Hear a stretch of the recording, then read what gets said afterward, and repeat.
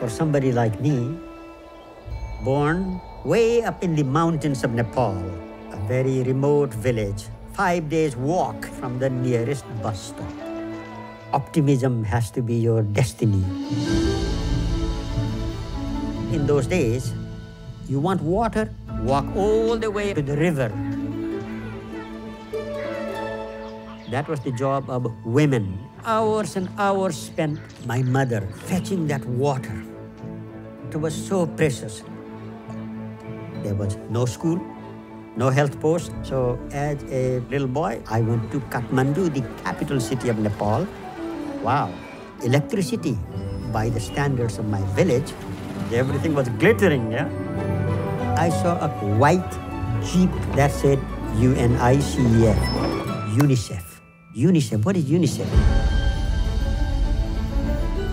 As I would trek back to my village, I would see along the road porters carrying big bundles of pipes for water supply. I said, wow, they were liberating women, UNICEF.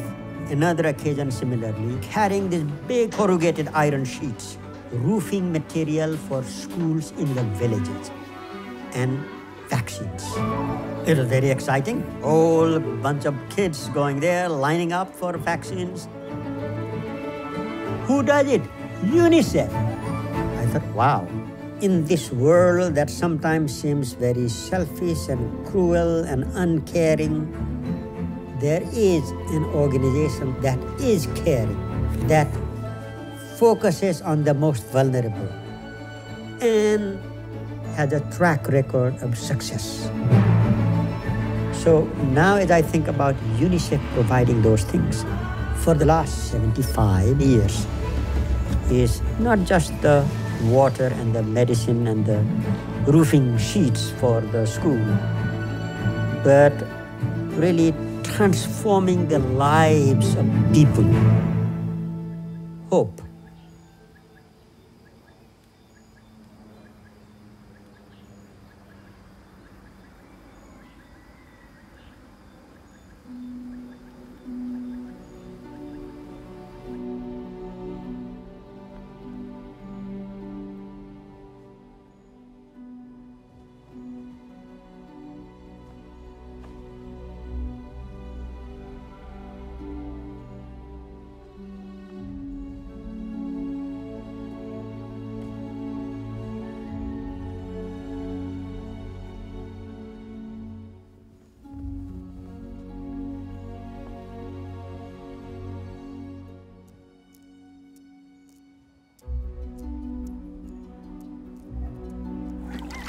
My name is Florence Nete.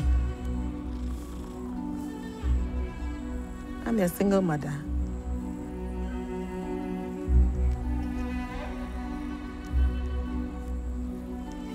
And a grandmother too, as well. There is COVID here in Ghana.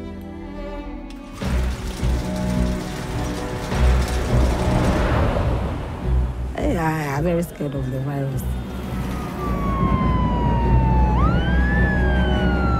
People are dying. And I'm looking for my second shot here.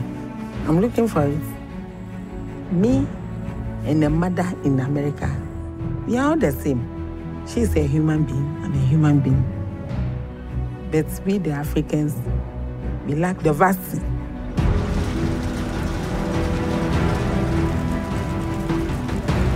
The problem here, we don't have enough. That's why. We are praying for it. I have to protect myself so that I can take very good care of my children. Well, who cares about those people dying in Africa? Well, let's take care of ourselves. We can do everything by ourselves. The hell with the rest of the world.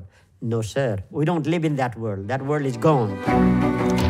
When it comes to pandemic, epidemic diseases, smallpox, polio, measles, or COVID-19, no country is safe until all countries and people everywhere are safe If the disease remains in one part of the world, it is bound to come to your place also.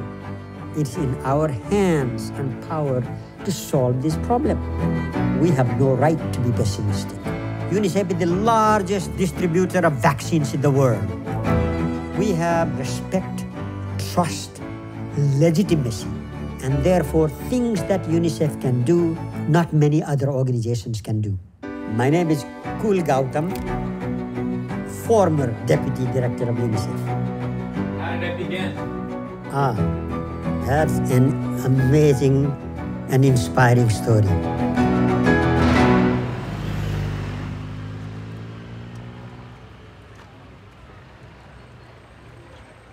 Γεννήθηκα το 1937 εδώ στην πόλη των Γραβενών και έχω ζήσει όλη μου τη ζωή εδώ. Η ζωή μας ήταν ήσυχη και δεν ήμασταν πλούσια οικογένεια εμείς. 8 παιδιά ήμασταν, 8 αδέρφια. Πάντα να μάθετε να κοιτάτε δίπλα σας. Και αυτό ήταν και μια συμβουλή της μάνας μου, της μακαρίτισσας. Ήμουνα 5 χρονών. Μια μέρα όπως οι άλλες. Ήρεμα, ήσυχα. Και ξαφνικά όλες οι μανάδες βγήκαν και φώναζαν τα παιδιά να πάνε στο σπίτι. Κάτι φοβερό σας λέω. Οι οποίοι έρχονται να μας κάνουν κακό. Από εκείνη τη στιγμή, εκείνο που φόλιασε και στα ακούσματα και στην ψυχή μας ήταν η λέξη πόλεμος.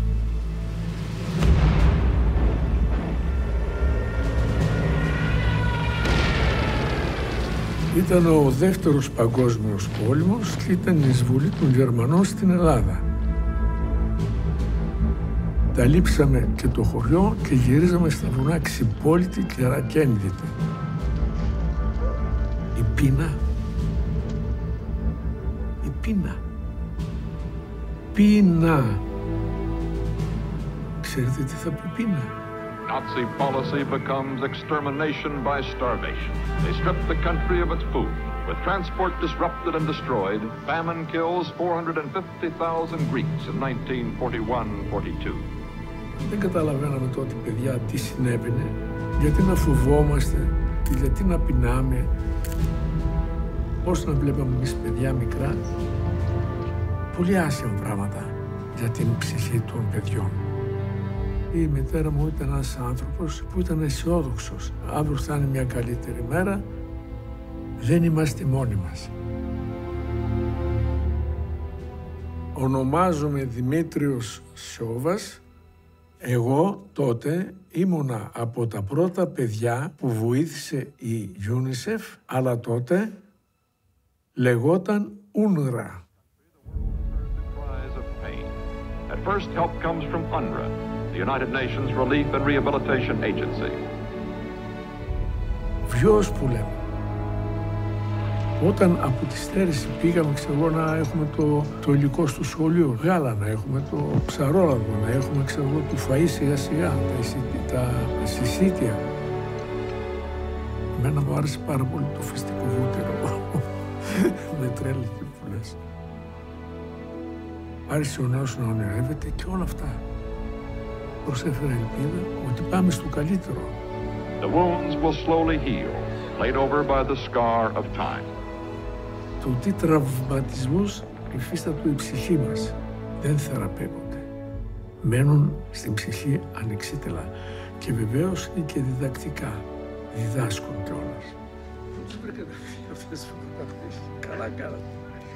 Αυτή είναι με τη γυναίκα. Και αυτό το αποδείξαμε από την πορεία της ζωής μας. Είχα μία γεμάτη ζωή. Κατά συνέπεια, εγώ λοιπόν στη ζωή μου την πέρασα με γνώμονα, οι δράσεις μου ήταν ανθρωποκεντρικές. Έγινα γιατρός και έγινα δήμαρχος στα Γρεβενά, αγαπημένη πόλη μου.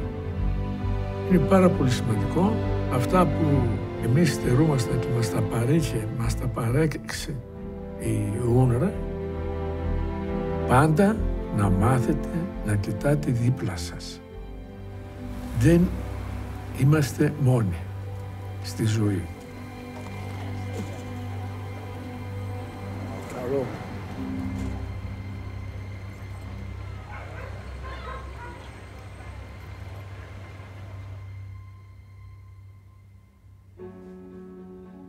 In human history, great crises have come.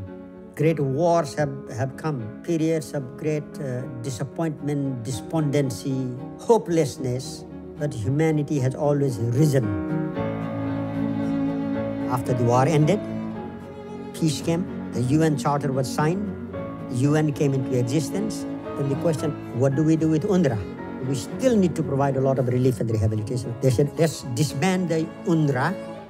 And they created two organizations. One was to deal with the millions of refugees. And then let's establish another organization called UNICEF that would deal specifically with children. Actor and comedian Danny Kaye. Danny Kaye became UNICEF's first goodwill ambassador. And later on, many other illustrious stars. Harry Belafonte, Pele, the great football star. Audrey Hepburn. Audrey Hepburn was the most beautiful, the most elegant, the most famous, the most... Anyway, long story, sorry, I made it too long. They were able not only to mobilize money, but to mobilize public opinion, public sentiments, the sense of solidarity.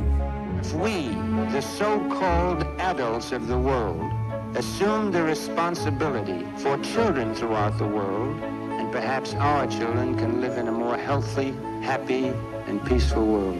The appeal was so powerful. UNICEF USA was the pioneer. And then USA adopted trick-or-treat.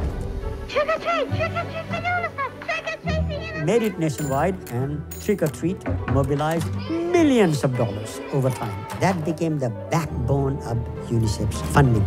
Then in 1965, the Nobel Committee decided to award UNICEF the Nobel Peace Prize.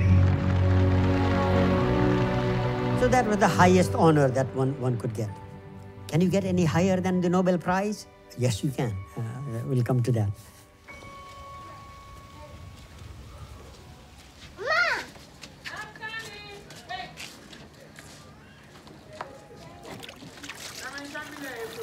No, this and it.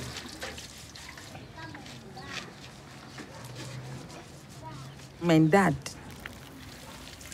he used to call me Nightingale. That's why he named me Florence. He used to tell me, in future you'll be a nurse. It's like Florence Nightingale. That was my dream. But my dream didn't come true. It's a long story about love. I used to accompany my mom selling fresh fish at the markets. That is where we start. Me and Joshua. A very cute man, nice, calm, and very gentle. And I used to trouble him. I used to trouble him a lot. But he loves me, so got married. We had 10 children. 10. He was an account clerk with a school. One day, somebody from school came and told me, when your husband came to work, he's not feeling well. So I'll send him to the hospital. So I rushed there.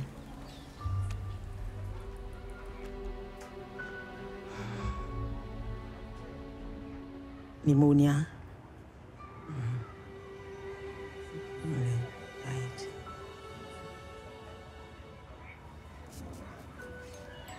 If you don't have money, you get sick. Yeah. That's why we are praying for the vaccine. Ghana is a very hot country, scorching hot. When it comes to vaccines, the sun becomes our enemy. The very moment you leave the vaccines in the sun, I can tell you, you will lose everything. You need specifically to use the UCC, that's the ultra coaching. I'm Dr. Priscilla Wobil, and I work with UNICEF Ghana. In the mid-70s, vaccines had to be distributed widely across the world and maintained at a particular temperature. So UNICEF and other partners had to build a global cold chain. The first cold box was a wooden box, the Luxembourg cold box. It was first tested in Ghana, and it worked. It worked to ensure that the vaccines that are manufactured reach every child everywhere.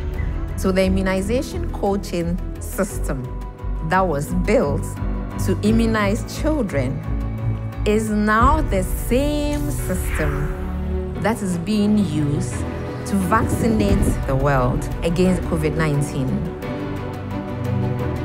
COVAX, the coalition of partners that have come together to ensure that COVID-19 vaccines are manufactured and delivered equitably to all countries quickly.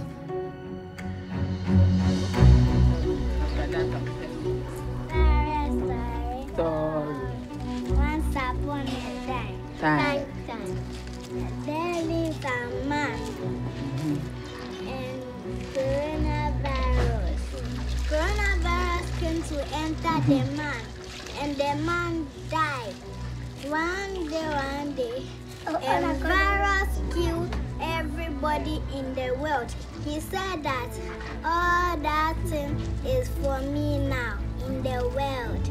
She said, the virus take over the whole world. No boo mask. No boo mask. But I hope I put mask. No can protect you. You know we can protect you.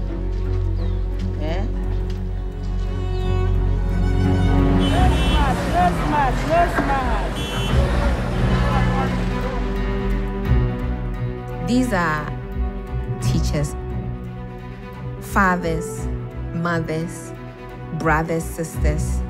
What happens when they are no longer alive?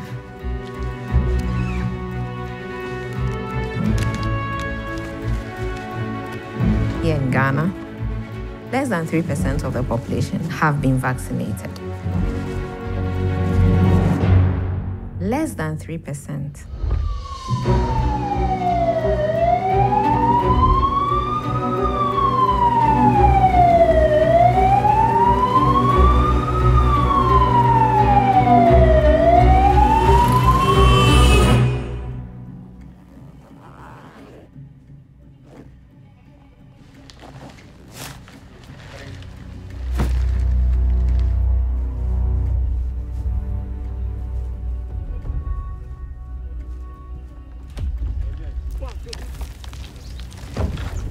Fathers, mothers, brothers, sisters.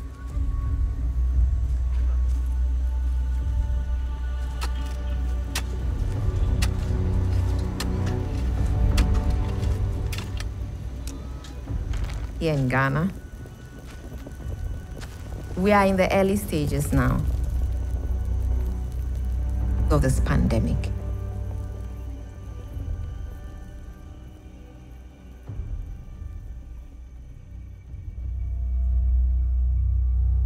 One crisis after another crisis. Humanity had survived. Why? Because we have had inspiring leaders, inspiring teachers, inspiring personalities who have shown us that the problems can be overcome. In 1980, UNICEF got a new leader, James Grant. James Grant, Executive Director of the United Nations Children's Fund, or UNICEF.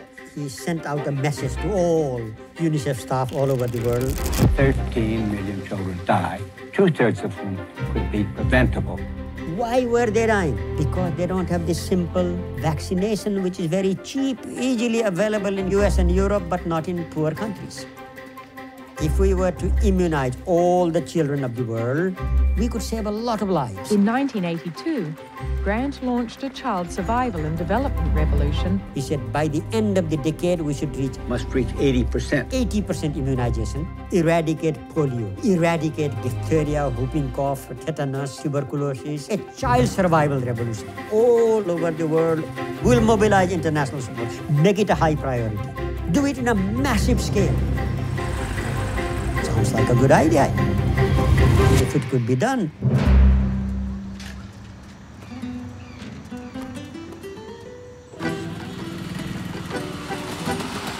I just wanted to tell you about my voice. I have half the vocal cords you have. That's smoking. My name is Jacob Kayayan. I was the UNICEF program officer in Guatemala. I promised Mr. Grant that I wouldn't smoke anymore. Jim Grant. He was my guru, my professional father. One morning, I'm in the office, and I get a phone call. Mr. Grant is on the line. He says, Agup, I met the president of El Salvador, and I thought, he does not call because he met the president of El Salvador. There's something coming. I was the representative for 7 countries, and 3 of them were in civil war. El Salvador, a country no larger than Wales, is torn by civil war and terror. Grant asked the president of El Salvador if he was vaccinating children. His answer was, Mr. Grant, you don't understand. My country is at war. The vaccinators do not want to go into areas where it was dangerous. If you don't vaccinate, children and women are paying the price of the war. So, Jim says, Dagu, you are going to do it. Stop the war.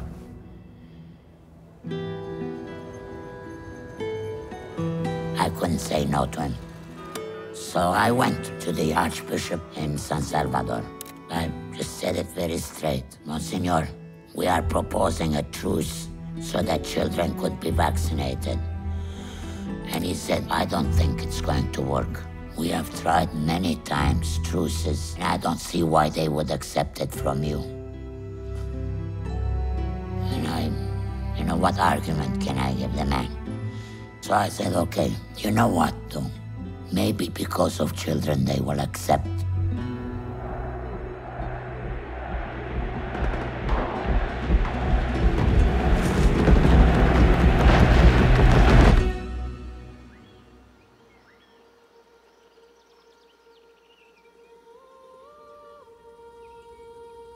You see, UNICEF had the trust of government people and the guerrilla. Credibility. You build it brick by brick.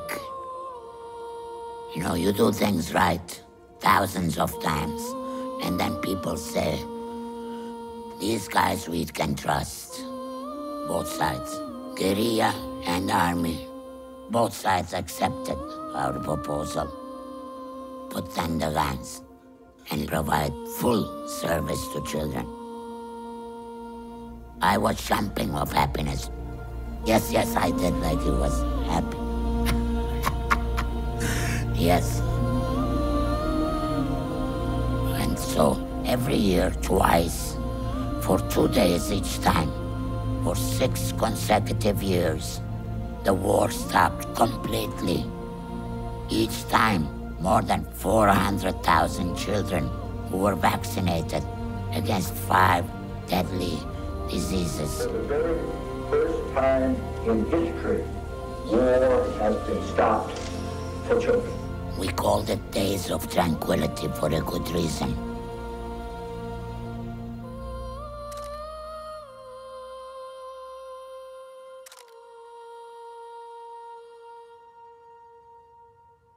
Now, we have shown proof that it can be done. How can we sustain it? How can we improve it? And saving lives only one part. What's the point of saving them if you cannot improve the quality of life. It is not just the quantity of life, it's the quality of life. What do we need to do for quality of life? Remember, I asked, can you get any higher than the Nobel Prize? Well, I'll tell you the whole story. The Convention on the Rights of the Child was adopted in 1989. Every child shall enjoy the following rights. They have a right to survival, they have a right to their name, they have a right to health, education, to be protected from harm, from violence, abuse, exploitation, forever.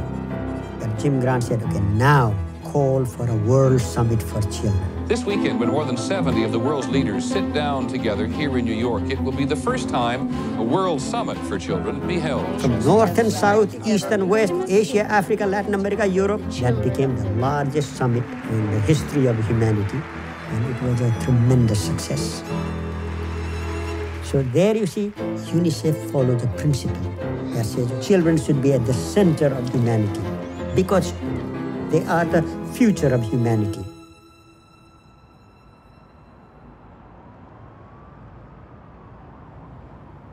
If there's a devil chasing you, would you stop? My name is Cornelius Williams, Associate Director, Child Protection, since early 90s. The world is now a more complex place. In high-income countries, low-income countries, everywhere. At UNICEF, we are on a mission. We work over 190 countries. We are the partners of governments. When there's that devil chasing after us, the dark side of humanity, panic and pandemonium, we owe it to these children. Has had a major impact. This is not a job in a cigarette factory. It's not a job in a bank. It's about humanity. UNICEF today, we have the technical capability, the infrastructure, and the knowledge to continue to make a difference for children. We have to roll up our sleeves and do it. Nothing stops us. Nothing.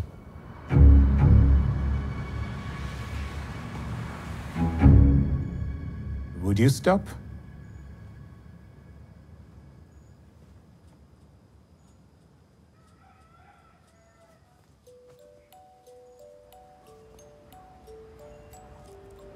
Yes. I've been doing a very hard work because of my children. And I'm proud God has seen me through. 5 of them have been to the university. Yes, very proud. So now, just look after the children in my community. Look after them well. Even though I'm a single mother, I have to give them everything they need. Everything. I love everybody. I love everybody.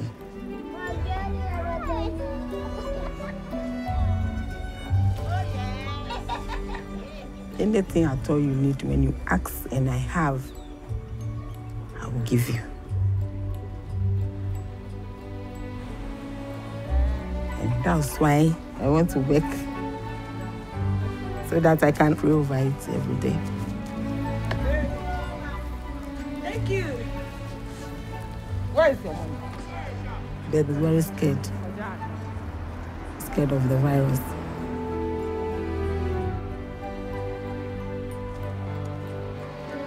I hope the world send the vaccine so that they will protect the people of Ghana.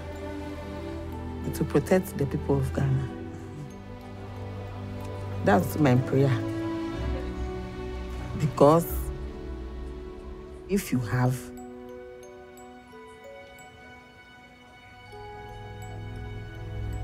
you have to give.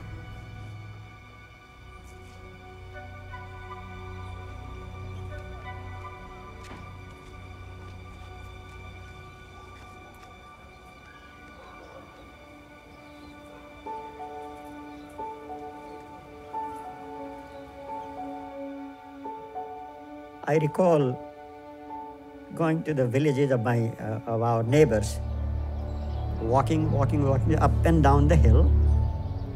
When the sun is about to set in the evening, you just go and knock on people's door and say, look, the night is coming, we are on our way, would you be kind enough to let us stay?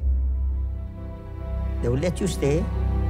You stay there overnight, and then early in the morning, you start walking.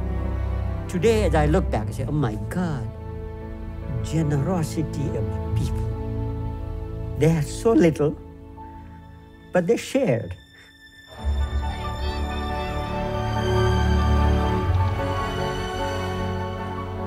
If you have generosity, if you have trust, if you have a sense of solidarity, optimism is your destiny.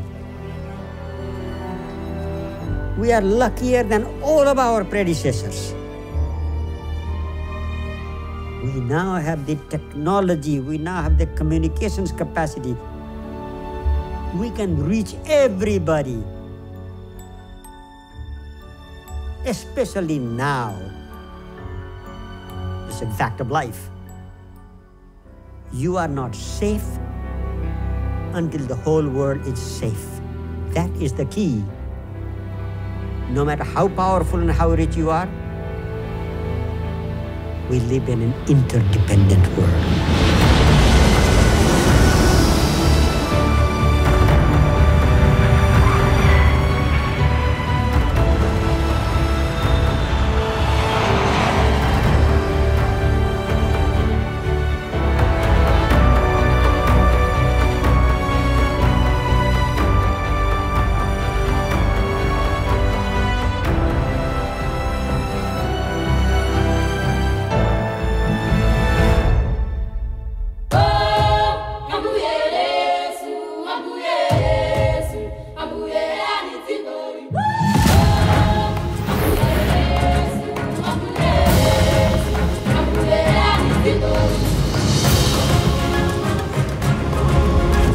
Children should be everybody's business.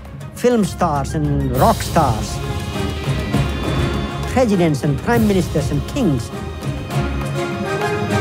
And they should be your business. That if we, the so-called adults of the world, take on the world's problems of children, I think perhaps the world will be well on its way to understanding itself a little better, and perhaps our children can live in a more healthy, happy, and peaceful world.